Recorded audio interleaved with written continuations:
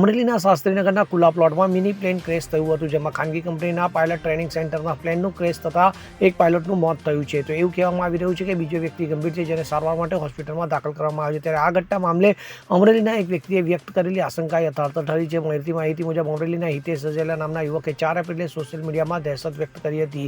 અમરેલી ઉપર શિખાઉ એરોપ્લેન માટેના તમામ જવાબદારોના નામ, હોદ્દાના લિસ્ટ દરેક રોડે, ચોકે, ફાટકે લગાવવાની માહિતી કરીને પોસ્ટ કરી હતી. ત્યારે 4 એપ્રિલ કરેલી પોસ્ટ બાદ તંત્ર જાગૃત ન થતાં આજરોજ 11 વાગે આરટીઆઈમાં માહિતી માંગવામાં આવી હતી. માહિતી માંગ્યાના 2 કલાક પછી અમરેલીના ખુલ્લા પ્લોટમાં મિની પ્લેન ક્રેશ થવા પામ્યું હતું. આકાશમાંથી મોત સમો ઝડપતો મિની પ્લેનનો ભય સામે અમરેલી વાસીઓમાં ફફડાટ છે. ત્યારે અમરેલી વિકાસ સમિતિ દ્વારા કલેક્ટરને આવેદનપત્ર પાઠવીને મિની પ્લેન અમરેલી બહાર ઉડાવવાની માંગ કરવામાં આવી છે. Bureau report CN24 news. હવે જુઓ દેશ દુનિયાની તમામ ખબરો તમારી આંગળીના ટેરવે.